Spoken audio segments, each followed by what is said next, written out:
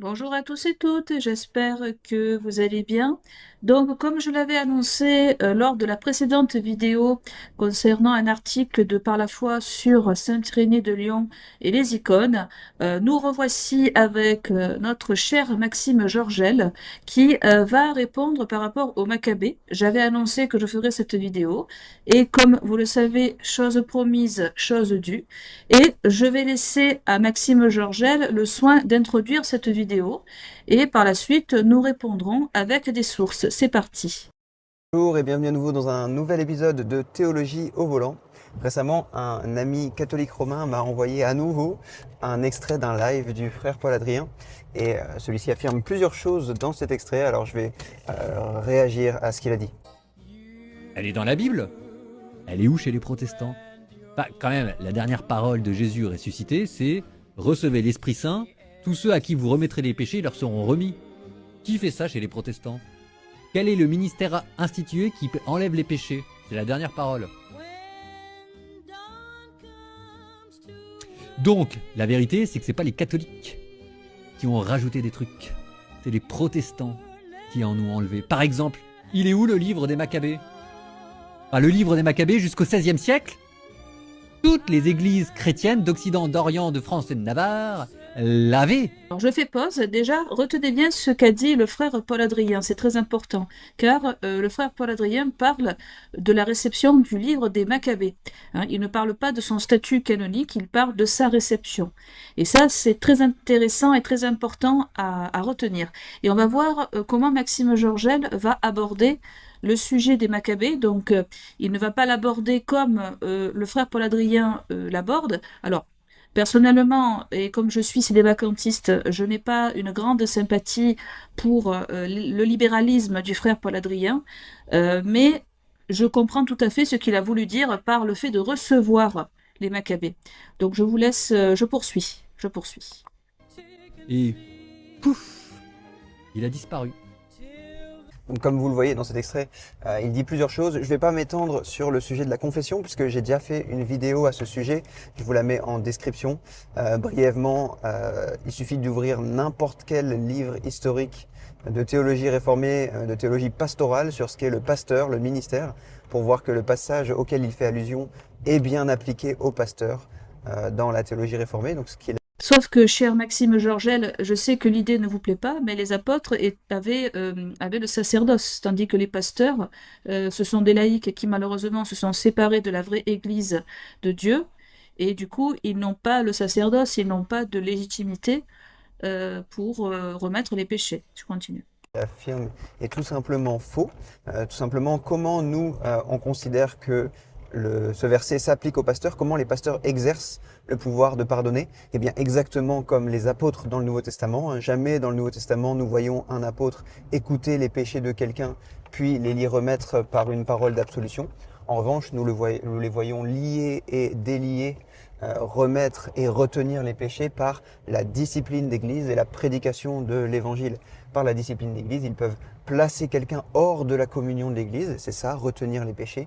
Et lorsqu'il y a repentance, ils peuvent réadmettre quelqu'un dans la communion de l'Église, c'est ça, pardonner les péchés. Puis c'est également la prédication de l'Évangile dans laquelle on déclare comment recevoir le pardon des péchés. Donc c'est comme ça que ça se pratique dans le Nouveau Testament et c'est donc comme ça que ça se pratique également dans les églises protestantes. Et en fait, la confession des péchés, la confession auriculaire des péchés n'existait pas avant le VIe siècle en Irlande. C'est pas moi qui le dis, les spécialistes de la question le disent. Et en fait, même le catéchisme de l'Église catholique l'admet. Si vous voulez les sources pour tout ça, encore une fois, je vous renvoie à ma vidéo sur le sujet que je mets en description. Très intéressant parce que j'ai visionné la vidéo qu'il a mise en description et il parle surtout de la confession privée auriculaire faite aux prêtres. Car Maxime Georgel a raison en disant que au cours des premiers siècles de l'Église, c'est vrai que les confessions se faisaient de manière publique. Par contre, Maxime Georgel soutient quelque chose qui n'est pas exact puisque la confession auriculaire et privée euh, n'est pas apparu avec les moines irlandais. Certes, les moines irlandais ont généralisé la confession auriculaire et privée, mais néanmoins, on trouve des traces dans les sources avant le sixième siècle. Donc déjà, je vais vous montrer les premiers documents que je vous présente, à savoir si la confession auriculaire et privée se faisait déjà ou se pratiquait, bien que ce n'était pas encore généralisé. Donc déjà, je vous montre, au IVe siècle, vous avez le canon d'Elvire. Alors, c'est un canon certes local, il n'a pas une portée universelle, mais regardez ce qu'on peut lire. Si un chrétien a commis un péché grave, qu'il confesse sa faute à l'évêque seul et fasse pénitence. Donc déjà, on a l'idée que le chrétien confesse sa faute à l'évêque. Voilà, donc de façon auriculaire. Ensuite, vous avez le concile de Chalcédoine, donc en 451. Les pénitents doivent confesser leurs fautes à ceux qui ont reçu le pouvoir de lier et de délier, afin qu'ils puissent, après examen, leur imposer une pénitence appropriée. Donc là, on a le fait que la personne se confie au clergé lui-même. Et on a pire encore, c'est que là, je vous montre une citation de Saint Léon le Grand, où justement celui-ci, avant les moines irlandais, disait ceci dans sa lettre à l'évêque de Campanie: c'est une pratique condamnable qu'on a introduite de rédiger par écrit, puis de lire publiquement devant tout le peuple la liste des fautes ou des désirs coupables. Cela n'est pas permis à tous, car les confessions qui doivent être faites aux prêtres seulement sont suffisantes. Et ensuite, un autre écrit de Saint Léon le Grand dans son Sermon 145: il suffit que la faute soit révélée au prêtre seul dans une confession secrète. Donc déjà, nous avons des traces de la confession privée et auriculaire. Voilà, donc déjà, c'est un premier point. Et avant de continuer avec Maxime Georgel, je vous affiche à l'écran une chaîne d'un catholique sédévacantiste que j'ai eu le plaisir de découvrir. Et je vous conseille particulièrement une vidéo qui répond aux protestants sur les preuves apostoliques de la confession, comment elle se pratiquait. Et donc du coup, voilà, je vous mettrai le lien dans la description pour visionner cette vidéo parce que ça répond aussi à des objections de Maxime Georgel. Donc voilà, donc je vous mettrai le lien de cette chaîne YouTube et je vous propose de continuer avec Maxime Georgel. Mais le sujet sur lequel je voulais surtout réagir aujourd'hui, c'est l'affirmation du frère Paul Adrien relativement au livre des Maccabées. Il dit que le livre des Maccabées était reçu de manière incontestable pendant 15 siècles, et puis bon, on ne sait pas trop pourquoi les protestants l'ont retiré. En réalité, c'est tout l'inverse. C'est-à-dire qu'il suffit d'ouvrir encore une fois les écrits des pères de l'Église et de rechercher les moments où ils parlent du canon pour constater que ce n'est pas le cas. Alors, c'est ce que j'ai fait dans une vidéo qui dure 2h30 où je vais en détail, je vous affiche à l'écran et je vous lis intégralement les extraits des pères de l'Église à ce sujet. Mais ici, je vais être beaucoup plus bref en me concentrant sur 3 auteurs que je juge particulièrement pertinent et significatif à cet égard. Le premier, c'est Saint Jérôme. Eh ben oui, Saint Jérôme, c'est lui qui a traduit la Vulgate, c'est lui qui a traduit la Bible en latin. Et la Vulgate, selon le Concile de Trente, c'est la traduction qui doit faire foi, qui doit faire référence pour les catholiques romains en cas de controverse. Or, que nous dit Jérôme dans son Prologus Galeatus, c'est-à-dire dans son prologue casqué, comme il l'appelle, à la Vulgate? Il nous dit que le livre des Maccabées n'est pas canonique et qu'il n'est pas reçu comme tel dans l'Église. Bon, bah Jérôme devait vraisemblablement ignorer ce qu'a dit le frère Paul Adrien. Et pouf, il a disparu. Deuxième auteur, je passe à Grégoire le Grand. Pourquoi j'ai retenu Grégoire le Grand? Eh bien parce que c'est un évêque de Rome. Donc en toute logique, dans le catholicisme romain, il s'agit d'un pape, tout simplement. Bon, bien sûr, c'est anachronique de parler de papauté à cette époque, mais en toute logique, dans le catholicisme romain, il doit s'agir d'un pape. Or, qu'est-ce que nous dit Grégoire le Grand dans son commentaire sur Job, qu'on appelle ses Moralia? Il cite un passage de 1 Maccabée, mais alors qu'il cite un passage de 1 Maccabée, il dit que le livre qu'il est en train de citer n'est pas un livre canonique. Et pouf, il a disparu. Je passe au troisième auteur. Alors on fait un bond dans le temps. On va au XVIe siècle, 15-16e siècle, avec le cardinal Cajetan, un grand opposant à Martin Luther. Et pourtant, alors qu'il commente les livres de la Bible et qu'il s'apprête et qu'il termine le commentaire des livres de l'Ancien Testament, il signale que les livres qui restent, c'est-à-dire les apocryphes dont Maccabée, ne sont pas des livres canoniques. Alors ce que disent ces trois auteurs, hein, c'est pas les trois exceptions dans l'histoire de l'Église, c'est le discours tout à fait standard et habituel, hein. C'est celui qu'on retrouve chez Hugues de Saint-Cher, Nicolas de Lyre, Jean Driédo, etc. La plupart des auteurs du Moyen-Âge et la plupart des auteurs antiques disent exactement la même chose. Le problème, c'est que Frère Paul Adrien n'a pas parlé de canonicité des Maccabées, il a juste parlé du fait de recevoir les Maccabées. Donc ça n'a rien à voir avec la canonicité. Mais cher Maxime, je vous pose une question. Est-ce que les protestants admettent le livre des Maccabées dans leur liturgie? Puisque c'est ça le point que nous allons voir après votre intervention, c'est que je vais vous montrer des sources auprès de votre cher fondateur Calvin, qui lui carrément supprime les Maccabées de la liturgie, et non seulement il supprime les Maccabées de la liturgie, mais de plus, par rapport à une histoire de canon hébraïque et des Septante, votre fondateur a rejeté les Maccabées comme l'Église primitive ne l'a jamais faite. Donc, c'est ça qui pose problème. Et moi, ce qui me gêne, cher Maxime Georgel, c'est que vous n'êtes pas, j'ai l'impression, franc.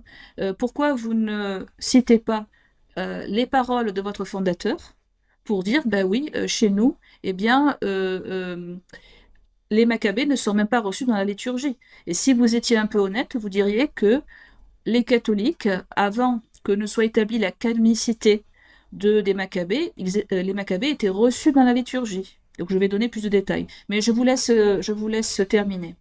Mais j'ai choisi ces trois-là parce qu'on a quand même le traducteur de la Vulgate, un pape et un opposant cardinal, un opposant à Martin Luther, qui disent la même chose. Donc non, pendant 15 siècles, il n'y a pas eu unanimité de toutes les églises sur le statut de Maccabée. Je rappelle également que dans ma vidéo, je montre que l'église assyrienne de l'Orient ainsi que l'église orthodoxe russe ne reçoivent pas les Maccabées dans leur canon. Mais voilà, je vous renvoie à ma vidéo longue sur le sujet. Simplement, c'était une remarque en passant. Pour mettre en garde aussi à ce genre d'affirmations qui sont faites à la va-vite dans des lives du frère Paul Adrien ou d'autres personnes qui ne sont absolument pas fondées, en fait, qui sont tout simplement fausses. Alors bien sûr, on présume que le frère Paul Adrien ne voulait pas tromper en disant cela, qu'il a simplement parlé par ignorance. Et j'espère que si lui ou quelqu'un de son équipe tombe sur cette vidéo, il pourra y avoir un correctif, puisque c'est assez dommageable, il me semble, d'affirmer des choses fausses de ce genre, alors que c'est assez facilement vérifiable, à la fois pour la confession et pour la réception de Maccabée dans l'histoire de l'Église. Voilà, j'en ai fini. C'était une vidéo assez courte pour aujourd'hui.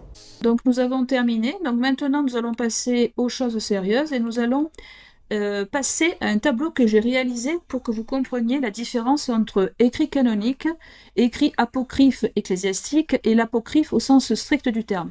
Car comme vous avez pu le voir dans la vidéo de Maxime Georgel, il n'introduit pas ces subtilités qui sont pourtant importantes. Alors déjà, j'ai préparé un tableau et je me suis basée sur Saint Jérôme par rapport à sa conception des Maccabées. Alors déjà, vous avez tout à gauche, en première ligne, la catégorie. Donc déjà, vous avez les livres dits canoniques. Donc c'est les livres qui sont reçus au canon hébreu, notamment. Donc vous avez la loi, les prophètes, et les différents écrits, le Pentateuque, etc. Ensuite, vous avez le sens protestant, où eux, ils utilisent que le livre du canon hébreu plus Nouveau Testament, seul inspiré et lu au culte. Et la différence qu'il y a avec les protestants, dont spécifiquement Calvin, c'est le fait que, contrairement aux catholiques, ils ne basent pas leur source d'autorité sur les Septante. Ils vont prendre le canon hébreu. Donc voilà, donc après vous avez les différents exemples, hein, Genèse, Isaïe, Psaume, Évangile, etc. Et ensuite vous avez ce qu'on appelle en deuxième colonne, en deuxième ligne, que j'ai surligné en jaune, les apocryphes ecclésiastiques.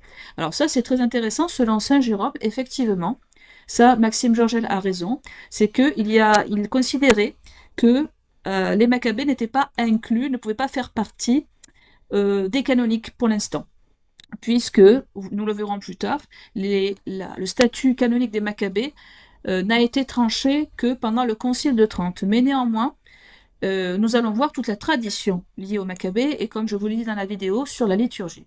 Donc ce qui est très intéressant, c'est que malgré que les Maccabées, selon la conception de Saint Jérôme et d'autres, bien que les Maccabées n'étaient pas inclus dans le canon officiel, ils faisaient partie des lectures pour l'édification.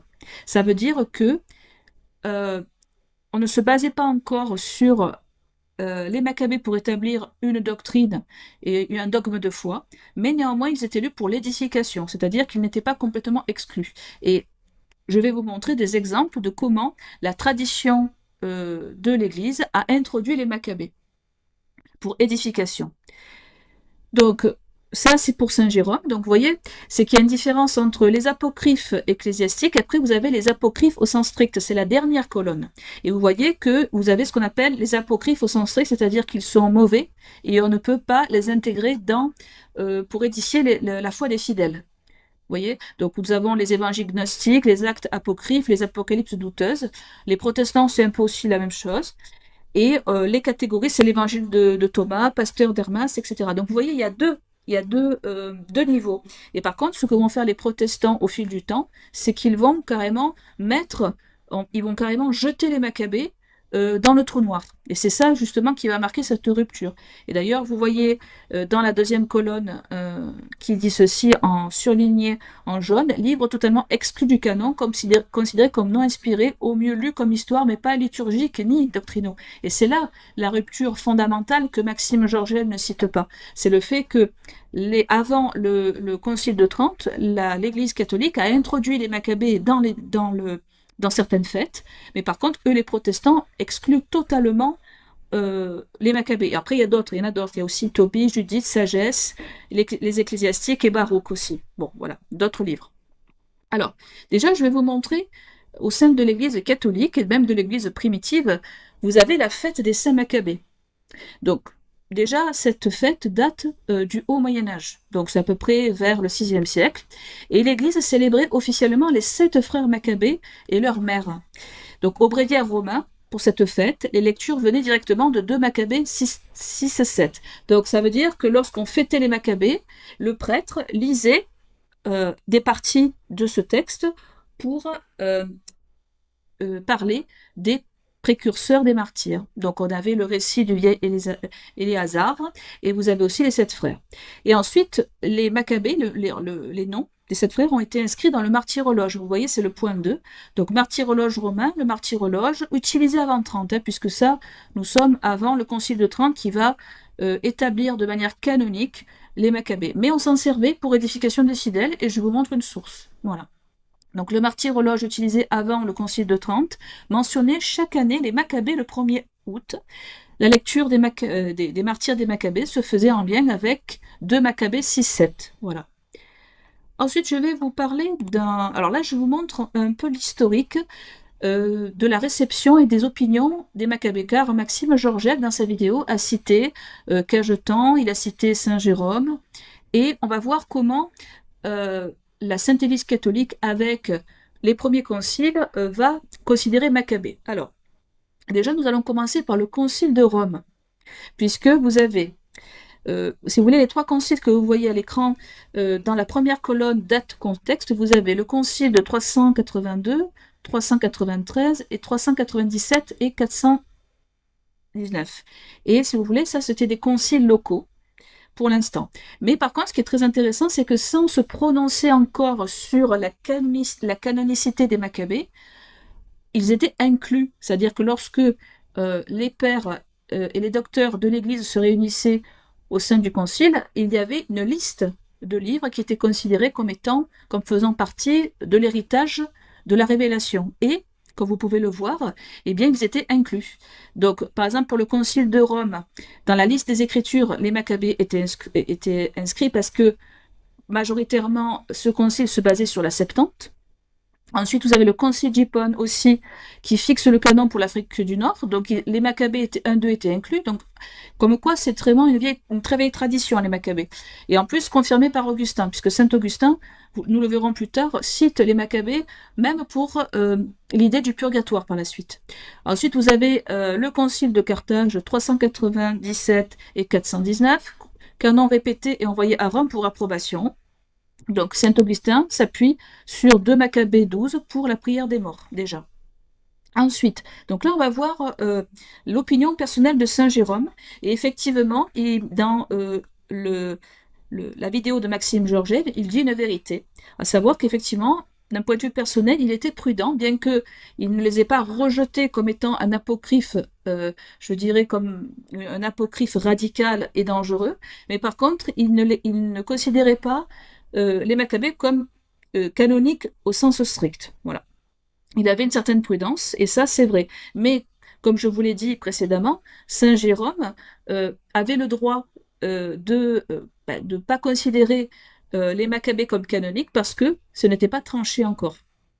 Ensuite, je vais vous montrer la suite de ce tableau avec des dates en avance dans le temps. Là, nous sommes au VIe siècle, notamment Saint Grégoire le Grand, c'est un des papes qui aussi perpétuait la tradition de Saint Jérôme et ne disait pas que les Maccabées étaient canoniques. Donc il suivait la ligne de Saint Jérôme.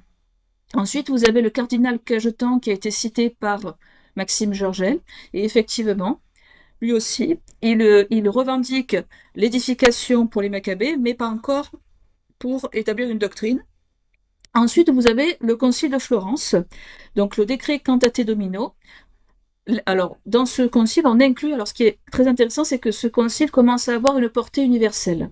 Et dans ce concile, eh bien, vous avez une réaffirmation que le canon est introduit des Septante avant la Réforme. Et là, vous avez définitivement le concile de Trente qui définit de façon dogmatique que les Maccabées font partie du canon, et il y a même un anathème contre ceux qui les rejettent. Donc ça signifie c'est la fin du débat. C'est un peu comme l'Immaculée Conception, c'est-à-dire que vous avez tout au long des siècles des débats sur le degré de purification de la Très Sainte Vierge Marie, son Immaculée Conception, et après, c'est Pie IX qui a clôturé définitivement les débats. Et là, on a la preuve avec le Concile de Trente. Alors, bien entendu, c'est vrai que les mouvements protestants ont fait en sorte et ont favorisé le fait que les pères tranchent sur les Maccabées, mais pour vous dire que je dirais les Maccabées ont une grande tradition au sein de l'Église catholique.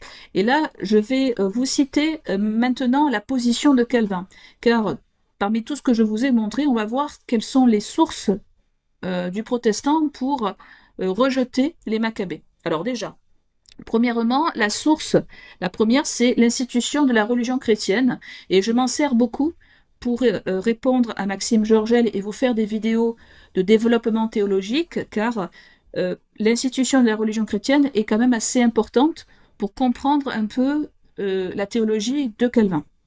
Alors, voici la citation de cet ouvrage. Donc, citation ouvrez les guillemets. Il faut tenir pour certain que la règle selon laquelle il faut juger des livres est le canon reçu des Juifs, car il n'est pas douteux que les prophètes leur ont remis cet honneur, lequel ensuite leur a été confirmé par Christ et les apôtres.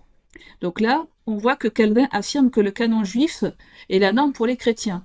Et cette position, eh bien, va l'amener à rejeter complètement les Septantes. Et comme dans les Septantes, pour rappel, les Septantes, ce sont les versions de l'Ancien Testament traduits en grec. Et dans les Septantes, il y a les Maccabées et les livres deutérocanoniques, voilà, que vous n'avez pas dans le canon hébraïque. Et ce qui est très étrange avec Calvin, c'est que là aussi, il va commettre une rupture avec la façon dont les chrétiens, les premiers chrétiens, par exemple, se basaient sur les textes. Par exemple, je vais vous donner un exemple par rapport au concile de Nicée et au concile d'Éphèse. Comment, par exemple, le concile d'Éphèse, pour établir le Théotokos, eh bien, les pères se sont basés sur les versions des Septantes. Également, pour le concile de Nicée, pour établir la divinité du Fils, ils se sont basés sur les Septantes. Donc, le fait que Calvin dise que seul le canon juif fait autorité, ça n'a jamais été une position radicale et je dirais, qui a pris un caractère universel et répandu. Ça, c'est une position stricte de Calvin qui n'a jamais été la norme dans l'Église, quoi. Donc ça, c'est complètement... Voilà, c'est ça, en fait, la rupture. Et ensuite, on va lire un autre extrait de Calvin, c'est la deuxième citation. Dans ces institutions, il dit ceci. « Il est vrai que la traduction des Septantes a été reçue en usage par les apôtres et l'Église ancienne, mais cela n'empêche pas que le texte hébreu doivent demeurer le seul juge et règle de toute controverse. » Donc c'est ce que je vous ai dit, mais ça, jamais l'Église ancienne ne l'a fait. Il n'y a que Calvin qui se permet de trancher là-dessus. Ensuite, dans son commentaire sur l'Ancien Testament, Calvin dit « Ces livres, Tobie, Judith, Sagesse, Siracide, donc c'est les ecclésiastiques, Baruch, Maccabée, n'ont jamais été reçus des Juifs. Partant, il ne faut pas les estimer comme écriture sainte. » Donc c'est très intéressant, c'est que Calvin, pour refuser les Maccabées, il utilise le prétexte du canon hébraïque. Et ensuite, sur le traité des reliques, on va voir aussi que l'opposition de Calvin est double. Il dit ceci, le second livre des Maccabées, duquel les catholiques tirent leur purgatoire, n'a jamais été reçu pour canonique par les Juifs, ni par l'Église ancienne. C'est donc abuser du nom de l'Écriture que de s'en servir pour établir une doctrine. Donc voilà, donc on voit que Calvin rejette donc les Maccabées pour ce prétexte. Et par ailleurs, je vais aussi citer des citations des pères et docteurs de l'Église pour vous montrer que ils se sont basés notamment sur Maccabée pour établir la notion du purgatoire. Donc je vais vous lire Tertullien. Alors pourquoi je vous montre ces 3 citations principalement? C'est pour vous dire que ce ne sont pas les catholiques du temps de Calvin, comme il le prétend, qui ont inventé le purgatoire. Il y a des sources, des racines, dont je vais vous montrer des exemples. Alors déjà, nous avons Tertullien dans De Monogamia qui dit ceci. Nous faisons des oblations pour les morts chaque année. Donc même s'il ne cite pas directement de Maccabée, sa pratique correspond à l'exemple de Judas Maccabée. Donc vous voyez, il y avait une pratique de s'inspirer de ces martyrs juifs pour honorer les morts. Ensuite, vous avez Saint Cyprien de Carthage. Dans une de ses lettres, il dit « Nous faisons mention des défunts dans les prières et les sacrifices. » Donc, tradition enracinée dans l'exemple de Maccabée 12. Voilà. Ensuite, vous avez le fameux Saint Augustin qui dit « Nous lisons aussi dans les livres des Maccabées qu'un sacrifice fut offert pour les morts, afin qu'ils soient délivrés du péché. » Donc, Augustin cite explicitement Maccabée 2, 12 pour appuyer la pratique de la prière et du sacrifice pour les défunts. Donc, comme quoi, même Saint Augustin, parle ouvertement de Maccabée pour soutenir cette pratique. Et forcément, si on offre un sacrifice pour délivrer du péché, c'est que forcément ils ne sont pas en enfer. Puisque s'ils étaient en enfer, eh bien il n'y aurait pas de possibilité pour eux de s'échapper de l'enfer. Donc en conclusion, le terme purgatoire n'apparaît pas dans les tout premiers siècles, c'est vrai, mais par contre Tertullien, Cyprien, Saint Augustin, Saint Grégoire de Nice et Grégoire le Grand décrivent la réalité d'une purification post-mortem et l'efficacité des prières. C'est la base de la doctrine du purgatoire telle qu'elle sera définie plus tard. Voilà. Donc, je vous ai montré les racines. Ensuite, on va voir les conséquences que Calvin va produire sur le fait de rejeter le canon des Septante. Donc, je vous lis. Les réformateurs, donc il n'y a pas que Calvin, il y a aussi Luther et Zwingli, ont rejeté les Maccabées comme apocryphes, entre guillemets, parce qu'ils n'apparaissent pas au canon hébraïque. Puisque ces livres n'ont pas de valeur d'écriture, ils n'ont pas de place dans la liturgie. Alors, cette position-là, comme je vous l'ai dit, c'est ça la rupture radicale, puisque non seulement les réformateurs n'ont pas admis la canonicité établie par le Concile de Trente, mais en plus, ils créent une rupture avec les pratiques de l'Église ancienne dans le fait de supprimer les Maccabées de la liturgie. Et donc, je vous ai montré des preuves comme quoi c'était une tradition très nourrie. Voilà. Donc, en plus, donc là, je vous montre, absence dans les calendriers protestants. Donc, les Maccabées n'apparaissent dans aucun calendrier liturgique protestant, luthérien, réformé, anglican, presbytérien. Leur fête du 1er août, célébrée depuis le IVe siècle en Orient et en Occident, a été abandonnée dans toutes les traditions issues de la Réforme. Donc, cher Maxime Georgel, pourquoi vous ne parlez pas de ça? Puisque c'est ça, en fait, le point que je pense veut dire de manière implicite le frère Paul Adrien, c'est ce point-là. Et vous faites semblant de ne pas l'évoquer. Voilà. Ensuite, troisième raison, les protestants refusent de donner le titre de martyr aux Maccabées. Il y a aussi ça. Car ils sont morts avant le Christ et hors de la nouvelle alliance. Pour Calvin et ses héritiers, leur mémoire est historique et édifiante, mais elle ne doit pas être célébrée liturgiquement. Donc c'est clair. Et ensuite, pour terminer, je vais vous montrer les sources protestantes directement. Donc là, je suis sur la Confession de foi de Westminster en 1646. Donc c'est la traduction presbytérienne stricte. Les livres communément appelés apocryphes, ou qui contiennent les Maccabées, ne font pas partie du canon de l'Écriture. Par conséquent, ils n'ont aucune autorité dans l'Église de Dieu et ne doivent pas être autrement approuvés ni utilisés que d'autres écrits humains. Donc c'est clair, pas d'usage liturgique. Ensuite, vous avez les formes des prières ecclésiastiques.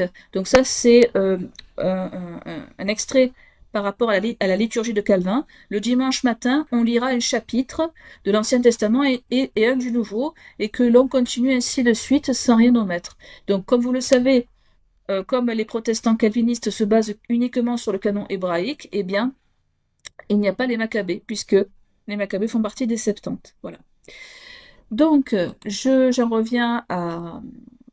Également, avant de terminer, je vous montre à l'écran le sondage. Donc, l'une des prochaines vidéos, et je vous remercie d'avoir répondu. Et donc, du coup, je réaliserai une vidéo sur... je commencerai par l'analyse du débat entre Monsieur Raffray et Monsieur Thomas Durand. Voilà. Mais écoutez, je vous remercie d'avoir visionné cette vidéo. N'hésitez pas à liker et à partager. Et je vous retrouve pour de prochains contenus. Soyez bénis. Au revoir.